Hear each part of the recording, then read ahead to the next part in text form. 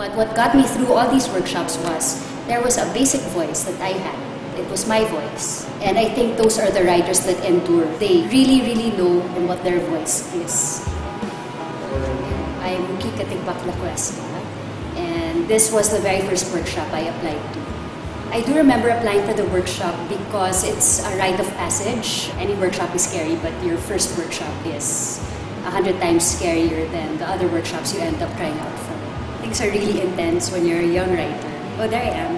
I don't know what we were doing here. We're here like worshipping something. We're praying to something. There are candles all over the place, so I don't really know what we were doing.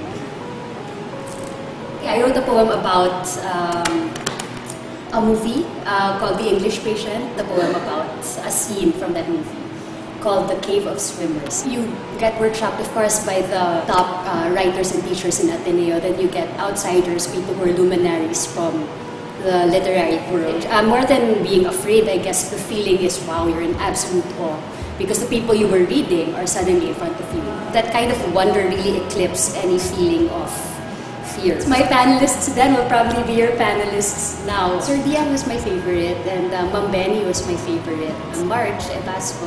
The panelists then had to write us letters. So I remember what Ma'am Benny wrote to me.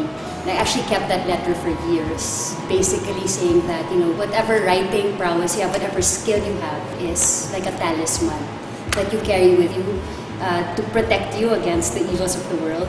And something that's yours. I'm constantly trying to branch out into other areas of writing. So I just finished the second book, Burning Houses, UST, 2013, I'm just kidding. Very surreal to now be the one speaking to the young writers rather than the one listening to the luminaries. Having been there and getting to the point where you're on the other side already. Sometimes I hear myself talk and I'm like, what? It's me doing the talking now? In a sense, I feel like I'm still learning as I go along, but now you're put suddenly in this position of authority. Well, the Heights workshop is not much different from applying to other workshops. You have to have a solid body of work, like the poems that you feel most confident about. I think you have to, more than anything, more than craft first, you have to find a voice. So if you're writing poetry, using your own voice, if you found it already, then pick those poems. Don't pick the ones that were manufactured. You have to know where you're coming from. You have to know what your voice is, because a workshop is you have other voices intruding on that, right? You have a writing voice and other people will tell you how to manage it, how to cultivate it.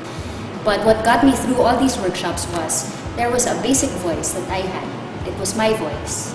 And I think those are the writers that endure this long career, this long writing career is if they really, really know who they are and what their voice is. Know that criticism will happen and be open-minded about it, and it's there to help you improve. And pick your best work.